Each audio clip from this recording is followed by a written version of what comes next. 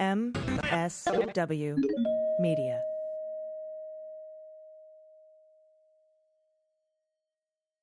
Thanks to Athletic Greens for supporting the Daily Beans. I take AG1 by Athletic Greens literally every day. And I'll tell you, if you're looking for a simpler and cost-effective supplement routine, Athletic Greens is giving you a free 1-year supply of vitamin D and 5 free travel packs with your first purchase. Go to athleticgreens.com/dailybeans. News with swearing. Daily Beans, Daily Beans. Daily Beans, Daily Beans.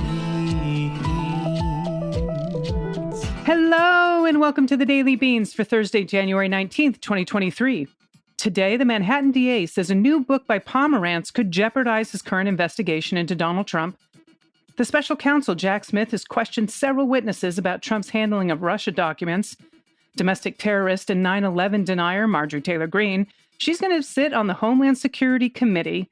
And our favorite guy, George Santos, is back in the news, swindling a disabled veteran and his service dog. AG's out for today, so I'm your host, Dana Goldberg. Hey, everyone. It is nice to be in your ears. AG is traveling. Also, there's a big story out today about the special counsel's investigation into Donald, and AG is going to go over that in detail with no one other than Andrew McCabe on this Sunday's Jack. So make sure you check out the Jack podcast. Please subscribe wherever you get your pods. It's rad. I promise you. Okay. I have a lot of news to get to, and I have no one to discuss my bullshit day with yesterday. So we're just going to get right into it. We're going to hit the hot notes. Hot notes. All right. First up, this is from Protest and Rashbaum. And I'm just going to make a disclaimer. There is no one here to help me with the pronunciations. And I know you Beans listeners take so much joy in me trying to navigate the English language. So just remember that when we go through today's news. This is from the New York Times. The Manhattan District Attorney's Office on Tuesday, it took a significant step toward its investigation of Donald Trump and meeting with his former personal lawyer about hush money paid, as we know, to porn star who said she had an affair with Mr. Trump. And this is according to people with knowledge of the matter. We're talking about Stormy Daniels.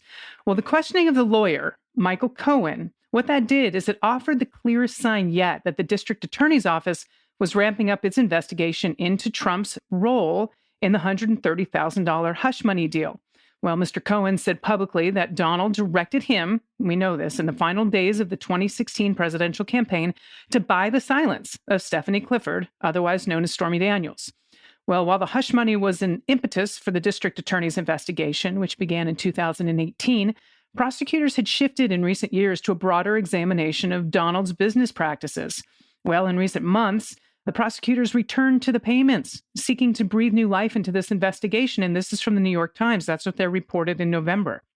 There is no indication that prosecutors are close to making a decision about whether to seek charges against Donald. But the interview, Mr. Cohen, that could kick off a flurry of investigative steps. Now, AG wanted you to know something about the statute of limitations here. So the final check we know about Trump, he wrote to Cohen to pay him back for paying off Stormy. That was in August of 2017, okay? So we're going to follow this timeline. The 5-year statute of limitation, it would have run out in August of 2022. But Andrew Cuomo, schmuck as he is apparently, signed an executive order tolling the statute of limitations on state crimes in New York from April to November of 2020 because of COVID. What that means is the Manhattan DA still has until May of this year to indict Donald for hush money payments. This is a good thing. Now, he has more time than that to indict him for tax fraud, so let's not even touch that. Not sure why he hasn't done that yet. I think both AG and I are wondering that. But remember, when Pomerantz and Dunn, the two guys that worked on that investigation for years, had resigned in protest because the DA, Alvin Bragg, says he was reluctant to prosecute for the tax fraud. Remember that? Well, Pomerantz has a new book coming out, and the Manhattan DA is taking umbrage. And this is from Jacobs at the Washington Post, okay? Manhattan District Attorney Alvin Bragg is concerned that a former prosecutor who wrote a book about his time in investigating Donald Trump, well, he's afraid that that's going to jeopardize the office's continuing probe, and that's potentially violating laws and ethics rules in the process. That's according to a letter to the publisher and the author, and that was sent on Wednesday. Well, the former investigator, Mark Pomerantz, He was put on special assignment to work the Trump case by Bragg's predecessor, Cy Vance, and helped lead the effort until his abrupt resignation in February of 2022. And this is weeks into Bragg's term.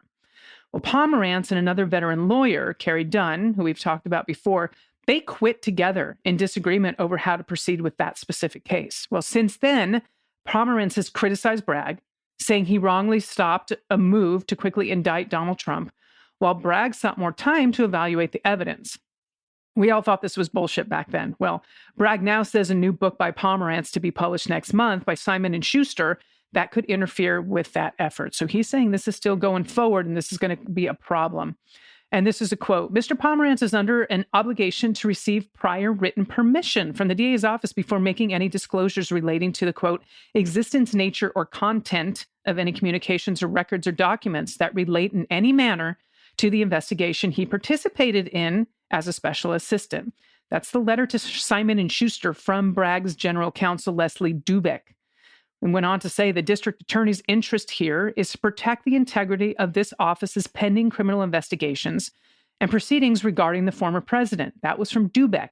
And he wrote, adding that just because Pomerantz has been separated from the DA's office for nearly a year, he is not capable of making any assessment of whether disclosures he intends to disseminate in this publication might be prejudiced to the case. So Dubek urged Pomerantz, and this is a quote, not to take on further steps. Don't take any further steps that would damage an ongoing criminal investigation. Well, the DA's office is not presently attempting to prevent the book's publication. And this is a quote, again, I am confident that all of my actions with respect to Trump investigation, including the writing of my forthcoming book, are consistent with my legal and ethical obligations. That's from Pomerantz. He wrote that in a statement after receiving the letter. Simon & Schuster did not have immediate response. And this is just a note from my co-host, AG. She is saying that she agrees with Bragg on this, 100%. So if Bragg is working on charging Donald for tax fraud, then just hang back for a second on his book. And believe me, we both agree on this. AG has been asking for this book for a very long time, but it's the right thing to do to protect the investigation, if there even is one. So that's also a big point there. We have to make sure this investigation is still actually happening. If this is just a way to silence Pomerantz and Bragg has no intention of indicting Trump, AG is going to lose her shit. So just know that moving forward. That's what we got on that story. We've got next up from Ramirez at Rolling Stone. Piece of shit rep Marjorie Taylor Green. I am so tired of this woman, my God. And Paul Gosar. Just put those two together and we might have the same IQ as Donald Trump, which we already know it's pretty fucking low. Well, they received House committee assignments on Tuesday after the two representatives were stripped of their roles for suggesting violence against Democratic politicians. So McCarthy, he also indicated that he's going to allow George Santos, who we don't even actually know who the fuck this guy is at this point.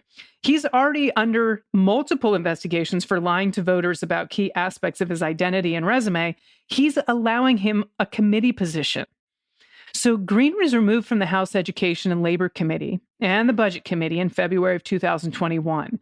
The move was prompted, I don't know if you all remember this, but it was the backlash over statements she had made before her election into Congress, including posts on her social media indicating that a bullet to the head would be the quickest way to remove then House Speaker Nancy Pelosi from her position.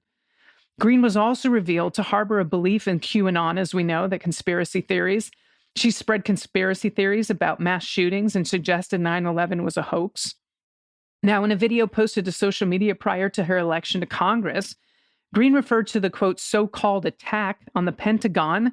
The so-called attack, you remember the plane that hit? Apparently that didn't actually happen, claiming falsely to her followers that there's never any evidence shown for a plane in the Pentagon, other than the fucking crash in the Pentagon, by the way. Green also responded, that is all true, to a comment on Facebook arguing 9/11 had been orchestrated by the government. Green would later state on the House floor that 9/11 absolutely happened. So, of course, she did a turnaround on that. Well, she is now, this is just what blows my mind. She's going to be serving on the House Homeland Security Committee. McCarthy said, I think it's great. That's what he reported to say on Tuesday. Green recently told Fox host Tucker Carlson, Russian asset, that she believes the Department of Homeland Security Secretary Alejandro Mayorkas should be impeached. a view that's been expressed by several Republicans since the party took control of Congress earlier this month. We've also got Rep. Gosar. He's been reinstated to his position in the House Committee on Natural Resources, which is crazy because I think this guy's a fucking climate change denier. But Gosar was censured by the House and ousted for the role in November 2021 after tweeting a gruesome edit of an anime battle sequence depicting himself killing fellow Rep. Alexandria Ocasio-Cortez, AOC. And we saw them talking during the vote. I don't know if y'all remember that, which I thought was very odd. I tell you what, that woman, she knows how to play these things and how to like work that crowd, because that guy literally put out an animated video of him killing her. Now, Gosar had previously been criticized for speaking at a conference hosted by the white nationalist Holocaust denier Nick Fuentes. Green also appeared as a speaker at that same conference in 2022, but was like, I don't know who Nick Fuentes is. Bullshit. Well, Green and Gosar, G squared, will also reportedly be sitting on the House Oversight Committee, as will fellow conspiracy theorist Rep. Lauren Boebert. This fucking clown show, it makes me really uncomfortable that they're on the House Oversight Committee. Well, both of the representatives had a hand in the legislative efforts to overturn the results of 2020 election, which culminated in January 6th insurrection in the U.S. Capitol. And as Rolling Stone previously reported, Green met with organizers of the protests around the Capitol on January 6th on multiple occasions leading up to the riot. Gosar was reportedly texting Stop the Steal organizer Alexander as the violence was unfolding in and around the Capitol. And Alexander testified before January 6th committee that Gosar would relay information gathered from his meetings and conversations with Trump to him in the lead up to January 6th. And just another small note from AG, it's rather illustrative that our system is completely fucking broken when insurrectionists can be serving on congressional committees. And I wholeheartedly agree. I wish there was evidence coming out in the coming months that would just get them thrown out of Congress. Like, I just want enough for them to have to fucking resign. But at the same time, and someone tweeted this the other day, Democrats asked, Franken to resign from a picture, but apparently George Santos, who's under a lot of investigations, can be sitting on these congressional committees. It's just mind-blowing. All right. And finally, in this section from What the Fuck Files, as I like to call them, this is from Jacqueline Sweet at Patch. On May 16th, Richard Osthoff was living in a tent in an abandoned chicken coop on the side of Route 9 in Howell, New Jersey, with his beloved service dog, Sapphire. Well, a veterans charity gave the pit mix to Osthoff, and he is a disabled veteran who was honorably discharged from the Navy in 2002. This is what he told Patch, okay? This is what he told the publication. Well, when Sapphire developed a life-threatening stomach tumor, Osthoff, now 47, learned the surgery would cost about $3,000. All sounds great, right? A veteran technician took Osthoff aside and told him, quote, I know a guy who runs a pet charity who can help you. This is what Osthoff's recounted to Patch. Well, this is the thing. His name is Anthony DeVolder. Does that ring a bell to anyone? It should, because that's also George fucking Santos. Okay. So his name's Anthony DeVolder. He has a pet charity called Friends of Pets United. The vet tech, this is what the vet tech told him. Well, Anthony DeVolder, like I said, is one of the names that Long Island Rep. George Santos used for years before entering politics in 2020. Santos faces multiple criminal investigations after reports surfaced that he fabricated much of his resume during the congressional campaign. Well, many Democratic and Republican lawmakers on Long Island have called for him to resign. Well, Osthoff and another New Jersey veteran, retired police sergeant Michael Bohl, who tried to intervene to help Osthoff in 2016, he told Patch that Santos closed the GoFundMe that he had set up for Sapphire, that dog, after it raised $3,000 on social media and then just fucking disappeared. This should not shock anyone. I cannot believe how corrupt this guy is. Sapphire, the dog, ended up dying on January 15th of 2017. Now, after being out of work with a broken leg for over a year, Osthoff couldn't afford the dog's euthanasia and cremation. That's what he said. And he was remembering, he said, I had to panhandle. It was one of the most degrading things I had ever had to do. And then again, that's from Osthoff, the veteran. Well, Bohl is a retired Marine Corps veteran and Union Township police sergeant involved in veteran outreach. In 2017, he founded the nonprofit New Jersey Veterans Network. He was an acquaintance of the vet tech and knew Osthoff through his outreach work, but he also shared Sapphire's GoFundMe page. So when he heard what had happened, he tried to mediate. This is what he told Patch. He said, I contacted Santos and told him, you're messing with a veteran and that he needed to give back the money or use it to get Osthoff another dog. And he also said he was totally uncooperative on the phone. Shocking, Santos wasn't cooperative. I can't even imagine. So Santos told Osthoff, he told both of them that he planned to use the money to help other animals. Well, Boll told him that he couldn't do that because the money was raised specifically for Osthoff's dog, his service dog. Well, on the GoFundMe page Santos set up for Osthoff, he wrote, and this is a quote, Dear all, when a veteran reaches out to ask for help, how can you say no? Well, the GoFundMe was later deleted, and an Internet Archive website doesn't have a record of it at all. So, I mean, what a fucknut. I just can't believe how awful this guy is. And I can't wait to see where his money comes from, because we know this is already leading back to Russia. I'm just shocked. I don't know why they thought, well, okay, we'll get a gay Republican in there. No one's, everyone's going to be cheering on this because then we can say, we're for gay rights. You just picked the wrong fucking gay, because this guy is a habitual liar. I hope he goes down for all of this. I know that was a lot of news. We just got my voice. I'm missing the other voice right now, but hopefully we're getting through this today. There's a lot of stories. And remember, you're going to want to listen to Jack this weekend. AG is going to break down a big story about Trump, and we're going to cover some other stuff tomorrow when she is back with us. So right now we're going to take a short break. We'll be back with the good news. And trust me, we're going to need it after everything you just heard. So stay with us. After these messages, we'll be right back. I take AG1 by Athletic Greens literally every day. I started taking Athletic Greens because I wanted to boost my energy and support my immune system. I travel, I'm on the road all the time. I'm on airplanes, there's a lot of germs. So I take AG1 first thing every morning, even before I make my first cup of coffee, which I don't always need. It makes me feel like I'm ready to power through my day. Now, I want to thank AG. AG wants to thank AG and AG1 Athletic Greens for their support. And they're offering you a free 1-year supply of immune-supporting vitamin D and 5 free travel packs with your first purchase when you go to athleticgreens.com/dailybeans. The reason I love the travel packs is because the larger package of AG1 greens you have to refrigerate after you open it. You don't have to do that with the travel pack, so I can take these in my carry-on when I'm gigging on the weekends. It's perfect. Now, over the years, I've tried many supplements out there, and this has to be the best one. The ingredients are high quality.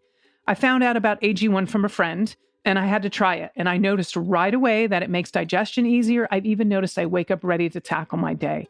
And not to mention, it's a great deal as it replaces most of the other supplements, and not all of them taste good. This does. It's only 1 scoop of powder. Mix it with some water once daily. It covers all my daily nutrition bases while supporting my gut health with 75 high-quality vitamins, minerals, and whole food sourced ingredients.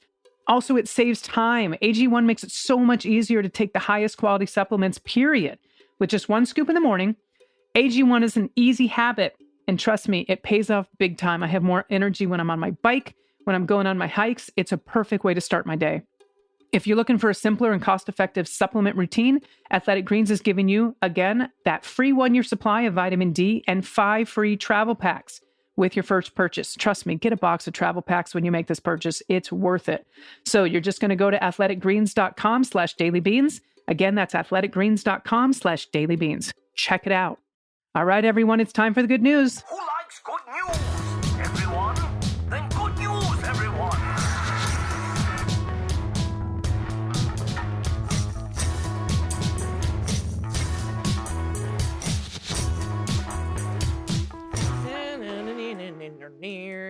Good news, good news. Everyone, good news, confessions, corrections, idioms, assholes of the Senate. There's a lot of them now. Misheard lyrics, find the cat, what the mutt, whoopee stories. We love those. Send in your frog orgies for AG. I will take the baby pictures because they're cute as shit.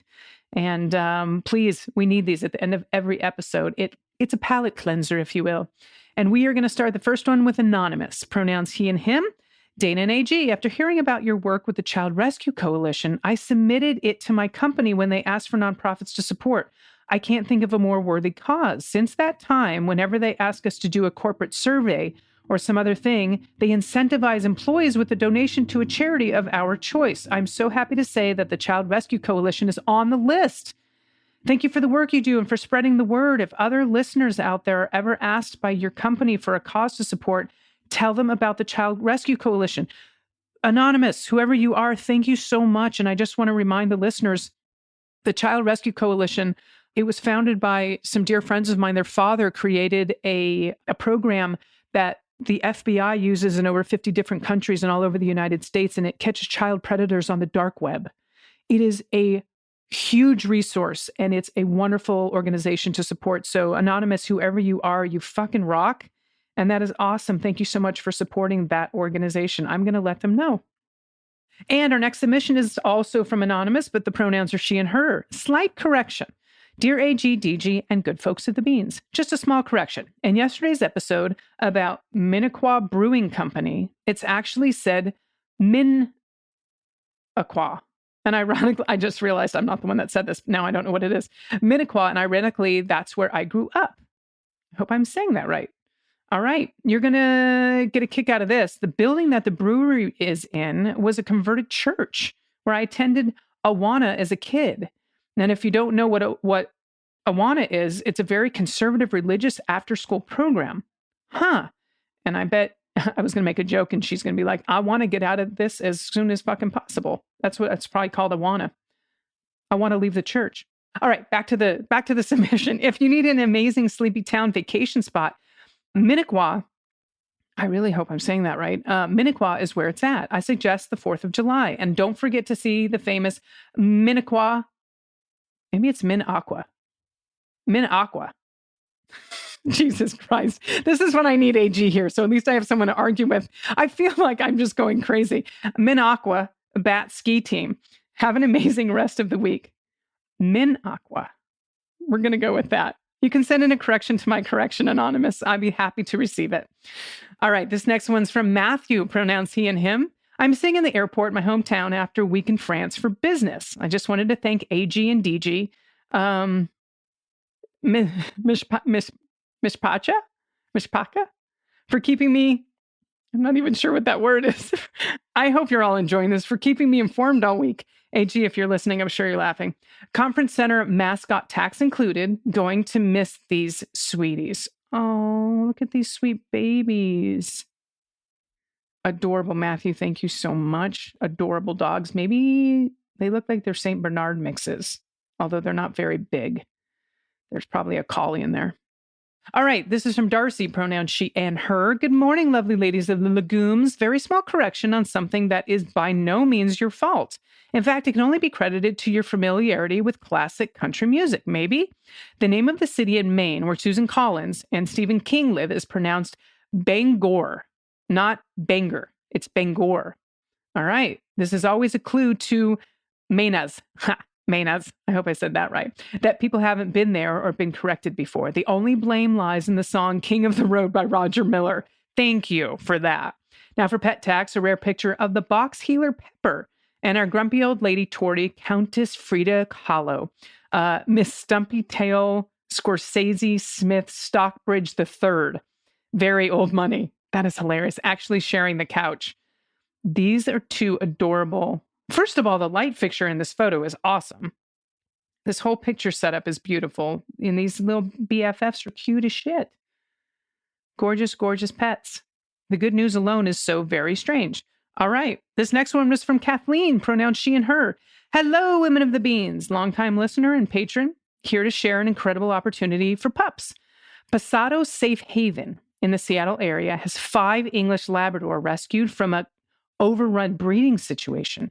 Here are pictures with descriptions of these 5 darlings, and I hope 5 lucky listeners with big hearts can help these goofballs who have never experienced the good dog life find their perfect home. Please reach out to Pasado Safe Haven for more information, and we'll have that in the show notes, but the link is Pasado, P-A-S-A-D-O, pasadosafehaven.org. Oh my God, we've got Maeve. Maeve's a 2-year-old and weighing more than, let's see if I got the whole thing here. Yep. Whoa. 80 pounds. Maeve's a contender for the world's biggest and most adorable lap dog. And recent win, first time on a leash. Biggest challenge, going through doorways. It's very scary. We've got Rocky, who's got a little blip on the tongue. Rocky's a chill sweetheart. He's a gentle. These are the best, like if a dog were to have like a Tinder profile. Rocky's a chill sweetheart. He's a gentle giant who hasn't spent any time in home as he's lived most of his life outside with the other dogs. Recent win, first time playing with a jolly ball. Recent challenge, he's really big. That is definitely the challenge. All right, we've got a couple more. We've got Alfie. I'm going to read these because I'm alone and these are very funny. Alfie's big, 85-pound pup who's curious and interested in exploring the world after spending his early life in a small kennel. Recent win for Alfie, first time taking a solo walk. The biggest challenge for Alfie, resisting the temptation to bite his leash. Alfie, you're going to make it. We've got Bogey. As a golfer, it's a great name for a dog. This playful guy has just learned to expect good things from humans and barks when he is uncertain. Recent win, first time approaching for pets.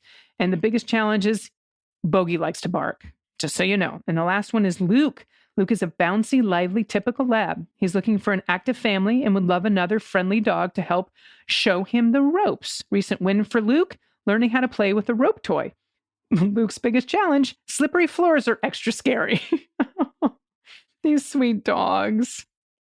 Thank you so much for sharing those with us. Again, all of these beautiful, beautiful labs are at Pasado Safe Haven. You get that at pasadosafehaven.org. All right. This next one is from Proud Dad in Texas, pronouns he and him. We live in the greater San Antonio area in Texas, and our daughter will be graduating high school in a few months. Well, last night, we received the following email regarding the graduation ceremony. And this is the email. Graduation is coming up sooner than you think, and part of the process is for you to choose exactly what name will be read out as you cross the stage, as well as provide us with guidance on how you want it to be pronounced. To be clear, your legal name will be printed in the program and on your diploma for reasons that are out of our control, but we can say your name the way you want it when you cross the stage. For some of you, this is extremely straightforward. For others, you'll need to decide if you want to have a nickname read or how many of your middle names or even what last name in some cases of adoption, divorce, etc. This is a family decision, but only the student can fill out the Google form logged into their district account. The form also includes space for you to explain how you would like your name pronounced and a place for you to attach a recording demonstrating how to pronounce your name. We strive to pronounce each student's name as accurately as possible. And that was the end of the email. In today's hyper-divisive world, these small acts of inclusivity are a welcome respite worthy of sharing. I absolutely agree, Proud Dad in Texas. I do think this is huge. I also like that they have to acknowledge that having the birth name on whatever's printed is out of their control. They're clearly making an effort in any way they can to make sure that people can be recognized on the stage at graduation for the name that they prefer. I love it. I love it. We're moving forward. What I don't love is not having AG, and I miss her. So get your ass back to San Diego, where you live. And I would ask if you have any final thoughts, AG, and I'm sure you do, but you're going to have to save them till tomorrow. So instead, I will sign off. I thank everyone for listening today, and I hope I did it justice. I'll be back in your ears tomorrow with my co-host. Until then, take care of yourselves, take care of each other, take care of the planet, and take care of your mental health. Vote blue over Q, and take someone with you. I miss my host, AG, but I've been DG, and those the beans. The Daily Beans is written and executive produced by Allison Gill, with additional research and reporting by Dana Goldberg and Amy Carrero. Sound design and editing is by Desiree McFarlane, with art and web design by Joelle Reeder with Moxie Design Studios. Music for The Daily Beans is written and performed by They Might Be Giants, and the show is a proud member of the MSW Media Network, a collection of creator-owned podcasts dedicated to news, politics, and justice. For more information, please visit mswmedia.com. MSW Media. Hi, I'm Moji Alawodeyal from the Feminist Buzzkills Live Pod, the only podcast that helps you navigate the news in this post-pro anti-abortion hellscape. Each week, with co-hosts Marie Kahn and Liz Winstead, we dissect all the news from that sketchy intersection of abortion and misogyny with providers and activists working on the ground. The cherry on top is we have amazing comedy guests who help us laugh through the rage. Feminist Buzzkills Live drops Fridays wherever you pod. Listen and subscribe, because when BS is poppin', we pop off.